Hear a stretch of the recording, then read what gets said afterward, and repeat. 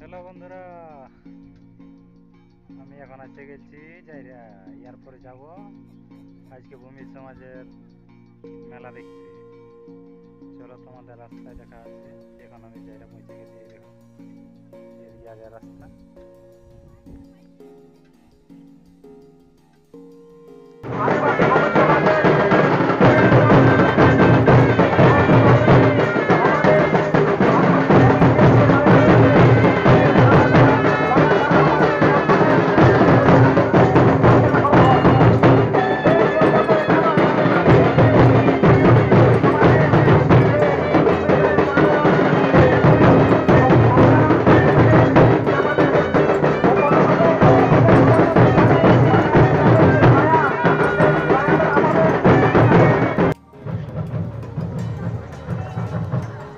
আজকের আদিবাসী ভূমি সমাজের ঐতিহাসিক একটা দিন,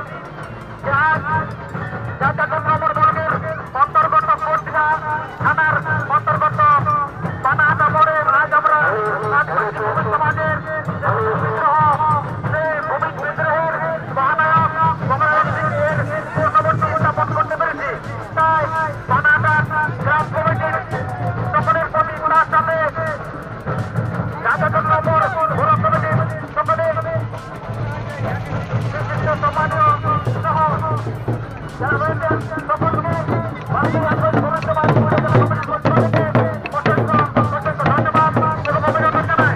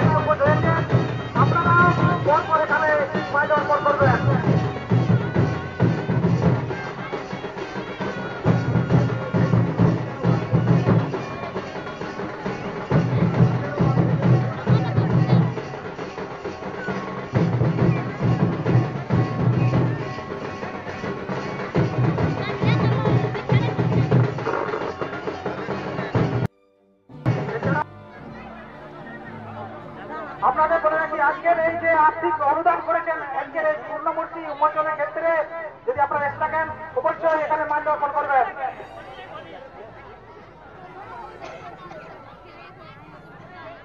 আদিবাসী ভূমি জাতির ভূমিজীবীদের মহানায়কের জন্য বিশিষ্ট সমাজসেবী যিনি আর্থিক অনুদান করছেন সঞ্জয় সিং চৌধুরী মাহাতো রাঙামাটি থেকে আগত। আপনি যদি এসে থাকেন অবশ্যই আপনি এখানে মাল্যদান করুন। আস্থা ব্লক থেকে বরুণ সিং রয়েছেন দীর্ঘাবাদ গ্রাম থেকে, আপনি যদি এসে থাকেন অবশ্যই আপনি এখানে মাল্যার্পণ করুন। বান্ধবান ব্লক থেকে আগত আর্থিক অনুদান করছেন গৌতম সিং, যদি আপনি এসে থাকেন অবশ্যই আপনি এখানে মাল্য দান করুন। এবং মুকুন্দ সিং মুড়া, যদি আপনি এসে থাকেন আপনি এখানে মাল্য দান করুন। আপনার অবশ্য আমি এখানে গ্রামটা কিছু জানি না, তাই আপনার কাছে ক্ষমা চেয়ে নিচ্ছি। রবি সিং মুড়া যদি এখানে এসে থাকেন, আপনার যেহেতু গ্রামটা জানাবে আপনি অবশ্যই মাল্য অর্পণ করুন। মনোজ সিং কেনা থেকে উনি আর্থিক দান করেছেন, আপনি যদি এসে থাকেন আপনি এখানে মাল্যার্পণ করুন। প্রশান্ত সিং চৌধুরী মাহাতো, আপনি যদি এখানে এসে থাকেন, আপনি যেহেতু এখানে মূর্তি পরিচালনা আর্থিক অনুদান করেছেন, আপনি এখানে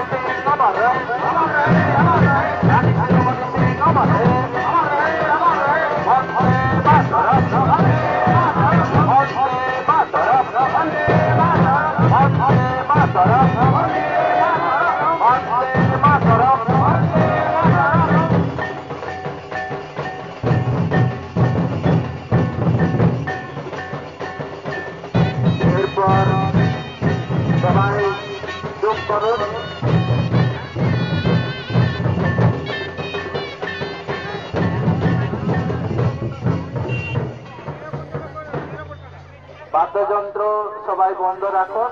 আর এখন 1 মিনিট নীরবতা পালন হবে, তাই সবাইকে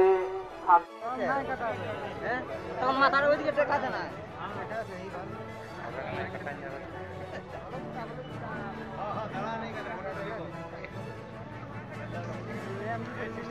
পানাহাটা আদিবাসী ভূমি মুন্ডা কল্যাণ সমিতি যে কমিটি আছে মেন মঞ্চের কাছে অনেকে অনুদান দেওয়ার জন্য মেন রুমের কাছে আসছে, আপনারা ওটা নিয়ে নেবেন এবং রসিদ দিয়ে দেবেন।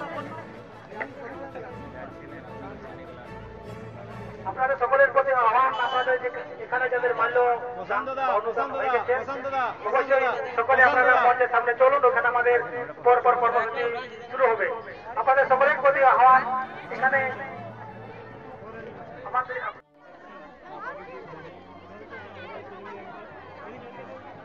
এদিকে হ্যাঁ এদিকে আমাদের আদিবাসী ভূমি যে মহিলা সমিতিগুলো আছে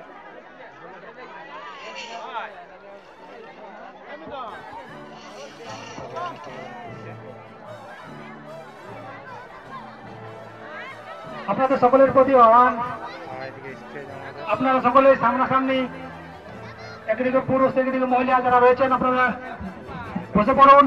আমাদের এখানের যে কর্মসূচি একের পর এক আমরা শুরু করব, তাই সকলের প্রতি আহ্বান, আপনারা যারা দূর দূরান্ত থেকে ছিটিয়ে ছড়িয়ে রয়েছেন আপনারা সকলের প্রতি আহ্বান, আপনারা এখানে চলে আসুন। এখানে আমাদের এখানে জায়গা রয়েছেন, এক সাইডে পুরুষ এক সাইডে আমাদের মহিলা, এখানে আপনারা বসে পড়ুন। আপনারা যতক্ষণ না বসে পড়ছেন ততক্ষণ পর্যন্ত আমরা আমাদের যে কর্মসূচি শুরু করতে পারছি না। তাই সকলের পথে আহ্বান রয়েছেন, আপনারা সকলেই বসে পড়ুন। তৎসহ বানাহাটা গ্রামের যে সমস্ত কমিটির দায়িত্ব রয়েছেন তাদের প্রতি অনুরোধ, আপনারা একে একে বাবা আমাদের এখানে আপনারা আপনাদের ভলেন্টিয়ার দায়িত্ব পালন করুন।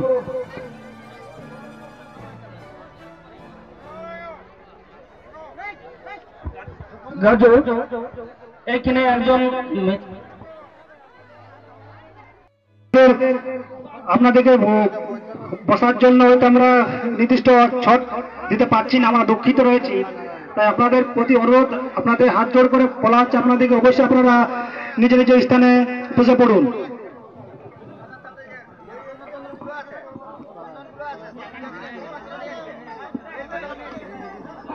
আপনাদের সকলের প্রতি আহ্বান, বানাহাটা আদিবাসী ভূমি সমাজের পক্ষ থেকে আপনাদের কাছে হাত জোড় করে অনুরোধ করা হচ্ছে, আপনারা অবশ্যই নিজ নিজ জায়গাতে বসে পড়ুন। অবশ্যই আপনাদের বসানোর জন্য আমাদের নির্দিষ্ট ছট আমরা হয়তো বন্দোবস্ত করতে পারিনি, আমরা দুঃখিত। তা আপনারা অবশ্যই নিজ নিজ স্থানে বসে পড়ুন।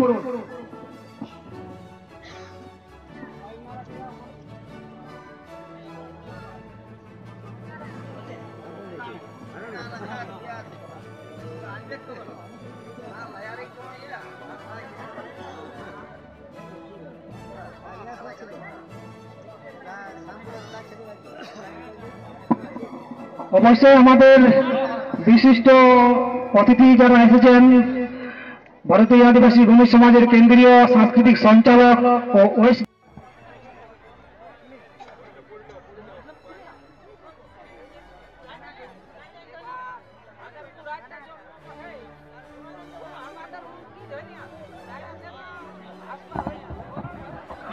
তারপর ভারতীয় আদিবাসী ভূমি সমাজের কেন্দ্রীয় সাংস্কৃতিক সঞ্চালক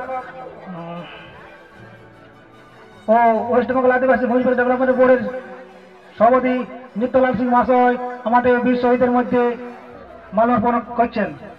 তার সাথে আমাদের বাবলু সিং পাতুর মহাশয় উনিও মাল্যার্পণ করছেন। ভারতীয় ভূমি সমাজের জেলা সভাপতি জলাধর সিং সর্দার মহাশয়কে আমাদের বোনেরা সম্মান করে নিচ্ছে।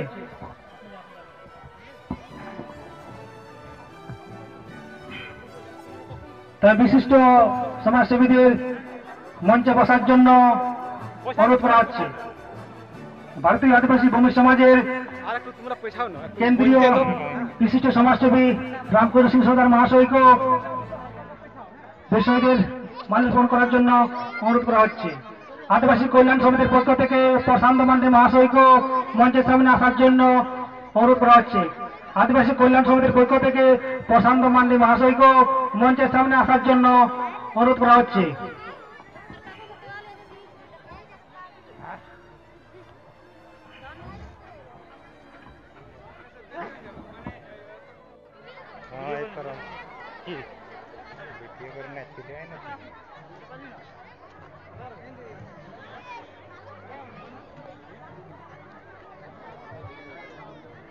এদিকে আমাদের খাওয়া দাওয়া চলছে। ইতিহাস, সেই ইতিহাস বিভিন্ন বইয়ে যেভাবে তিনি ইংরেজদের বিরুদ্ধে লড়াই করেছিলেন, সেই বিদ্রোহকে ইংরেজরাও ভূমিজ বিদ্রোহ বা বিভিন্ন বইয়ে ভূমিজ বিদ্রোহ বলে আখ্যায়িত করা আছে। তাই ইতিহাস প্রত্যন্ত জায়গায়, প্রত্যেক অঞ্চলে যে সমস্ত জায়গায় আমাদের জমিদার ছিল তার প্রত্যন্ত সব জায়গার একটা ইতিহাস আছে। সেই ইতিহাস বই পড়তে হবে, জানতে হবে, জানার চেষ্টা করতে হবে। অনেক বই আছে, সেগুলো যদি জানি, আমরা চর্চা করি, অবশ্যই আমরা জানবো। আর এইরকম যদি মূর্তি বিভিন্ন জায়গায় আমরা তাদের মূর্তি স্থাপন করি, সেই মূর্তি স্থাপনের মাধ্যমে সেই ইতিহাসকে পুনরায় আমরা জাগরিত করব। কিন্তু দেখুন, সেই আমাদের পূর্বপুরুষরা যেভাবে ইংরেজদের বিরুদ্ধে বুক চিতিয়ে লড়াই করেছিলেন, কিন্তু ইদানিং আমাদের ভূমিজীরা সেই আর সাহস বল নেই, সেই সাহস কিন্তু সেই লড়াই করার ক্ষমতা নেই। আমরা ঘর থেকে কোন প্রশাসন দপ্তরও আমরা সেই জায়গায় যেতে ভয় করি। কি অবস্থা আজ বর্তমান পরিস্থিতিতে আমাদের ভূমিজদের। তাই ইতিহাসের সাথে সাথে কিছু সামাজিক চর্চার বিষয় অত্যন্ত জরুরি, কারণ সামাজিক জায়গায় কি করি করতে দিই, কিন্তু ভূমিজদের নিয়ম সপ্তাহ চালানো উচিত। কারণ সেই সপ্তাহটা থেকে চালানোর পরে যে আমি খুব সংক্ষিপ্ত ভাবে বলছি, মানে বিস্তারিত ভাবে বলা হয় 1 ঘন্টা বা 2 ঘন্টা লেগে যাবে। তাই সেই চালানোর পর তার আমরা হাড় আরোহণ করি একটা ভাড়ের মধ্যে। এই দেখবেন বিদ্রি যে লোগোটা দেওয়া আছে তার মধ্যে একটা ভাড় আছে, সেই ভাড়ের মধ্যে আরোহণ করি। সেইটা আমরা আমাদের নিজের গোত্রের যে জায়গায় আমাদের হাড়শালী সেই জায়গায় প্রতিস্থাপন করি। তারপরে আমরা তার ঘাট সাধ্য করি। আমার মূলত বিষয়, আপনি আপনার সন্তান জন্ম যখন নিল, সবচাইতে আমাদের সমাজের সবচাইতে বড় ছুট কোনটি বলতে পারবেন? সবচাইতে বড় ছুট কোনটি?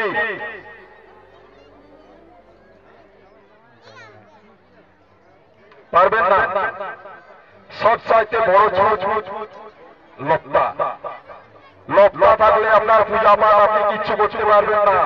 একটা মানুষ মারা গেলে আপনি নখ কেটে সবকিছু পূজা পাঠ কিন্তু করতে পারেন, আপনার ঘরে যদি লপ্তা হয়, কিন্তু আপনি সেই পূজা কাজ করতে পারবেন না। তাহলে যে শিশুটা জন্মগ্রহণ করলো লপ্তায় কিন্তু সেখানে কোন ব্রাহ্মণ বা অন্য কোনরই প্রয়োজন হইল না। সেই মরল সেই লায়া বাবার নামকরণ করে দিল। সেই ছেলেটা যখন বিয়ে হচ্ছে তখন আমাদের ব্রাহ্মণের প্রয়োজন হচ্ছে, এবং সেই যখন মারা যাচ্ছে তখন আমাদের ব্রাহ্মণের পরে কাজ মনে পড়ছে।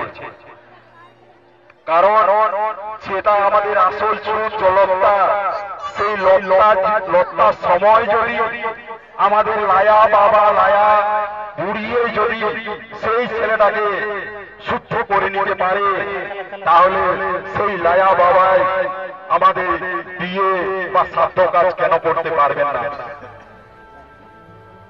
আমরা এই আমাদের ভুল নয়, আমাদের যে জমিদারি প্রথা, সেই জমিদারি প্রথার জন্যই আমাদের সমাজ সংস্কৃতি কিছু কিছু ভাবে ধ্বংস হয়েছে।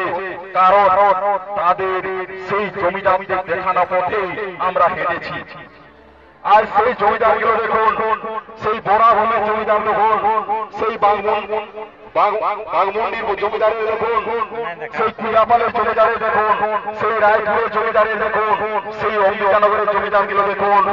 যারা ভূমিজ ছিল তারা কিন্তু এখন আদৌ ভূমিজ নেই, তারা ক্ষত্রিয় হয়ে গেছে। তাহলে তারা উচ্চ মরণে চলে গেছে। তাহলে আমরা যদি এই রীতি রেওয়াজ করে থাকি, তাদের সমতুল্য কাজ যদি করে থাকি, তাহলে আগামী দিনে কিন্তু আমরাও আস্তে আস্তে ক্ষত্রিয়তে রূপান্তরিত হব। তাই বিশেষ করে ভাবা দরকার। কারণ আমার মুখের কথা নয়, যা কিছু আইন চলে সাংবিধানিক নিয়ম নীতি অনুযায়ী চলে।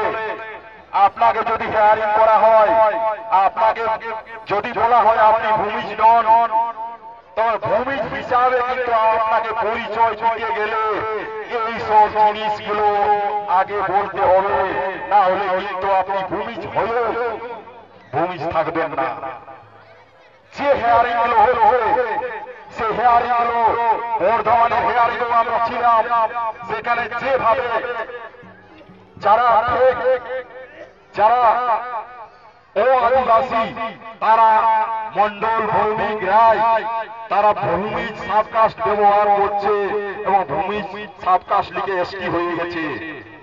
তো তারাকে যখন হেয়ারিং এ রাখছে, মূলত প্রশ্নগুলো এইগুলোর উপরে থাকে যে আপনার সমাজ, আপনার রীতিনীতি, কালচার কি হওয়া উচিত। একটা আমি প্রমাণ দিচ্ছি।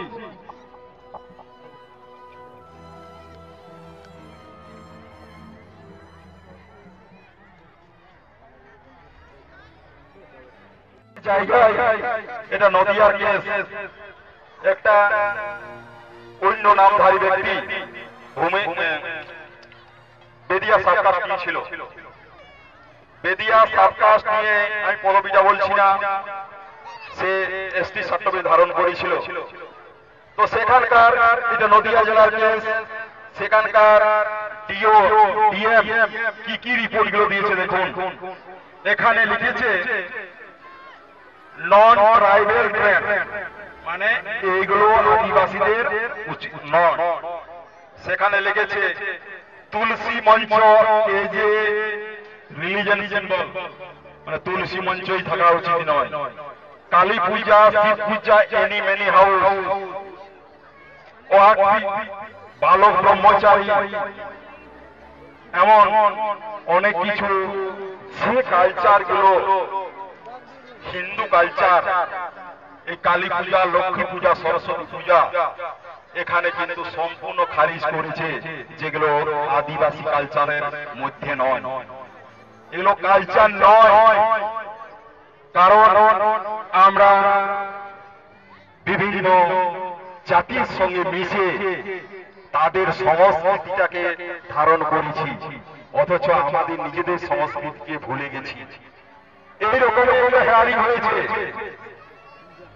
পুঞ্চা ব্লক, পুঞ্চা ব্লক নামটা বলে দিচ্ছি, কৈলার সামনে বাঘবিড়িয়া গ্রামে, কৈলার সামনে গ্রামটা পারবার। তো সেই গ্রামে কিছু আমাদের ভূমি, ওখানে লেখে ঠাকুর, লেখে অমুক সিং ঠাকুর। তো ঠাকুর লেখাটার মধ্যে দেখুন একটা উচ্চ কাস্টে বিরাজ করছে। ইনারাকেও কিন্তু হেয়ারিং এ লেগেছিল। তো ওনারা যে কিছু প্রশ্ন জিজ্ঞেস করেছিল, একটা প্রশ্নেরও সঠিক উত্তর দিতে পারেননি। সে জায়গায় কি বলেছে, সে জায়গায় আপনারা কি পূজা পাঠ করেন, তখন সে বলেছে কালী পূজা, মনসা পূজা, দুর্গা পূজা, যেগুলো আদিবাসী সংস্কৃতি নয়, সেগুলো হিন্দু কালচার। আমরা হিন্দু বলছি, অ্যাকচুয়ালি আমরা হিন্দু নয়।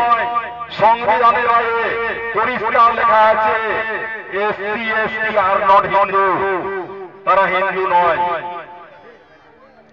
তাহলে ওনারা যে বিপদে পড়েছে, কারণ নিজের সংস্কৃতি, আমি আমার যদি পূজা পাঠ না জানি, আমার যদি রীতি কালচার না জানি, আমি যদি অন্য সংস্কৃতি আমার ভরে যায়, তাহলে এইভাবে যে আমাদের জমিদাররা ক্ষত্রিয় হয়ে আজ জেনারেল হয়ে গেছে, কিন্তু পরিস্থিতিটাও আগামী দিনে একই রকম হবে।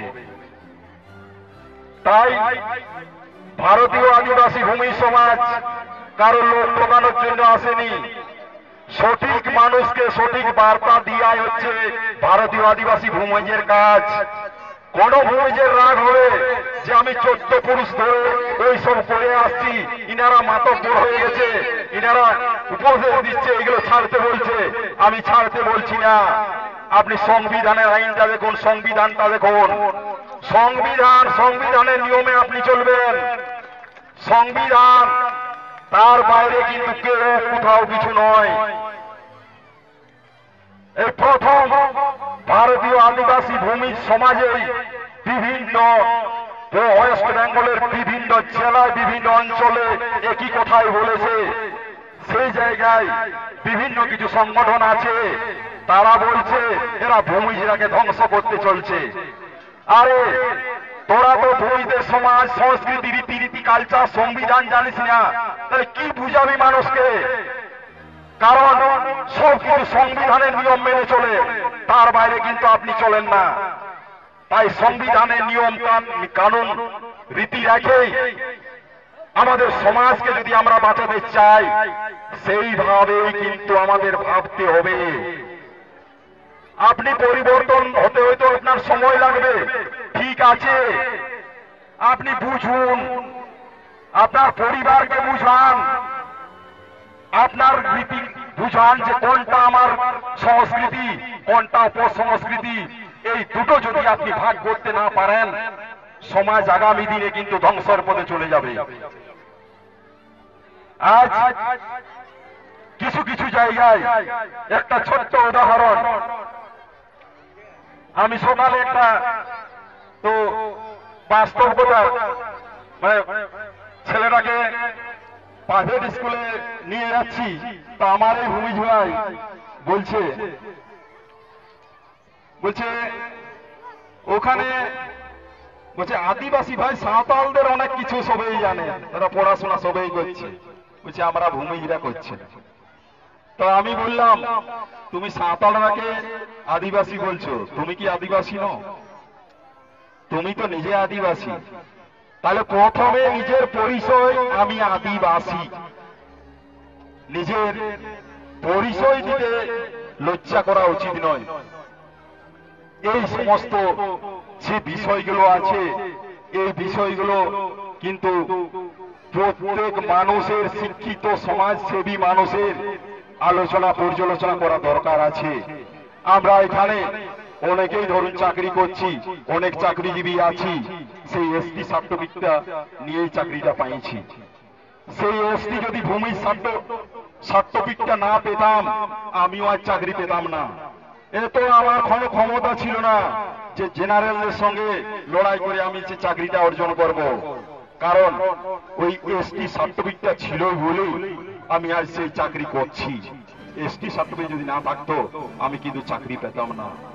তাহলে আমাদের যে চাকরিজীবী সমাজের মধ্যে আছে, এই বিষয়গুলো তার আগে ভাবা দরকার, কারণ সমাজের সেই ব্যবস্থাটা ওনারা গ্রহণ করেছেন, সুযোগটা তারা তো নিচ্ছে, আর সমাজটাকে বাঁচানোর দায় কিন্তু ওনাদেরও সবচাইতে বেশি হওয়া প্রয়োজন আছে।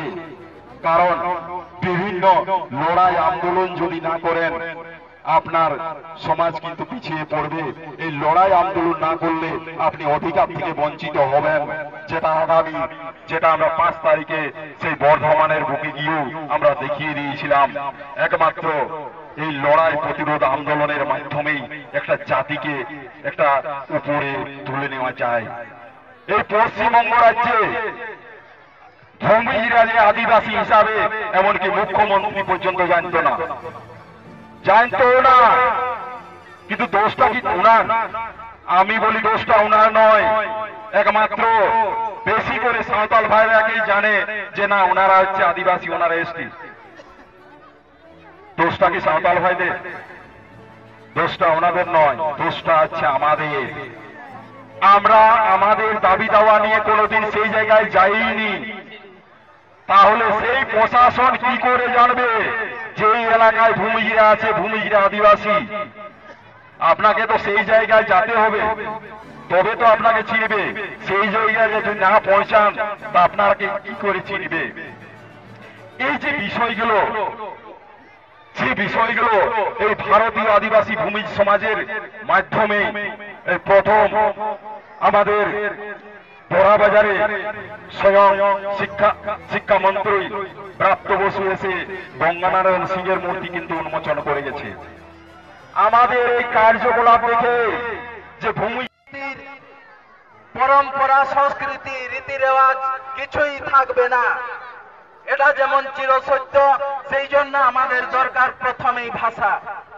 অনেকে আপনারা মনে করেন বা করছেন যে ভাষা শিখে কি হবে, আমরা তো বাংলা ভাষায় শিখছি, আমাদের মাতৃভাষা ভূমিজ ভাষা শিখে কি আমরা মূল্যবান লাভ করব, আমরা কি ভূমিজ ভাষা শিখে চাকরি পাবো, ইত্যাদি ইত্যাদি বহু প্রশ্নের ছড়াছড়ি। তো এক কথায় যেটা বলি যে আপনি ভাষা আজকে অবজ্ঞা করছেন, এমন দিন আসবে আপনি ভাষা খুঁজে খুঁজে দেখুন কম সময়ের মধ্যে নেজে গোবরে হয়ে যাবেন, কিন্তু দেখুন আর কম সময়ে আপনি সেই সুযোগটা পাবেননি যে ভাষা শিখবেন। আমরা যখন এই লক্ষ্মী ভান্ডার বা বিভিন্ন ভাতা প্রদান হয়নি, তখন থেকে আমরা বলে এসেছিলাম যে জাতিগত শংসাপত্র আপনার জন্মগত অধিকার। আপনি যদি জন্মগ্রহণ করেছেন, আপনি গরু বাগাল ছাগল বাগাল যাই করুন না কেন, কাস্ট সার্টিফিকেট জাতিগত শংসাপত্র আপনি বিডিও অফিস গেলেই পাবেন। কিন্তু সেটা আমরা করিনি। অনেকেই তখন বৃদ্ধ আমাদের দাদু দিদিরা মনে করতেন, কাকা কাকি জেঠিমা জেঠা বাবা এরা মনে করতো আমরা তো লেখা পড়ে জানি না, আমরা গরু ছাগল চড়াই, আমরা কাস্ট সার্টিফিকেট নিয়ে কি করব। অনেকবার বলা হয়েছে, কেউ কিন্তু ধ্যান দেয়নি। এরপর যখন লক্ষ্মী ভান্ডার এলো, আচ্ছা রে কাল হয়তো সে পরলোক গমন করবে, ছুটছে বাপের বাড়ি। কিন্তু বাপের বাড়ি গিয়ে দেখছে কিছুই আর বাপের নামে নেই, সব ভাই ভগ্গর এবং তার পুত্রাদের নামে হয়ে গেছে।